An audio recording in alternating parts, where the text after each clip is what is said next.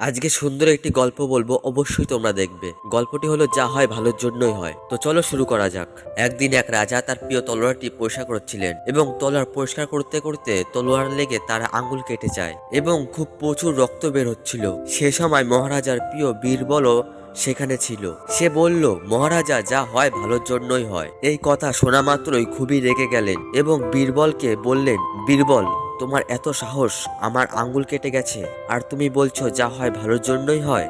মহারাজা রেগে সেনাপতিকে আদেশ দিলেন বীরবলকে বন্দি করার জন্য এবং বীরবলকে বন্দি করা হলো। কিছুদিন পর মহারাজা শিকারে গেলেন এবং জঙ্গলে ঘুরতে ঘুরতে সবার থেকে আলাদা হয়ে গেলেন। কিছুক্ষণ পর জঙ্গলে অধিবাসীরা রাজাকে দেখে বন্দি করে ফেললেন এবং তারা রাজাকে নিয়ে গেলেন একটা মন্দিরে।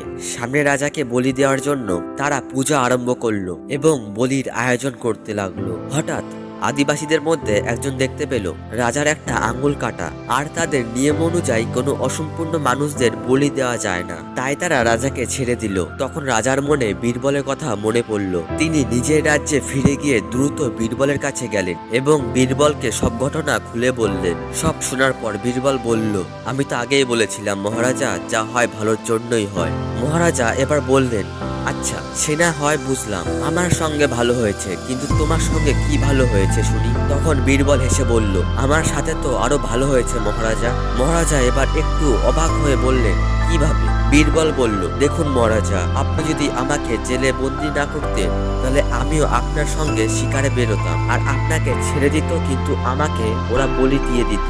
সুতরাং যা হয় ভালোর জন্যই হয়। আশা করি তোমরা বুঝতে পেরেছো যা হয় ভালোর জন্যই হয় জীবনে। দেখা হচ্ছে নেক্সট ভিডিওতে।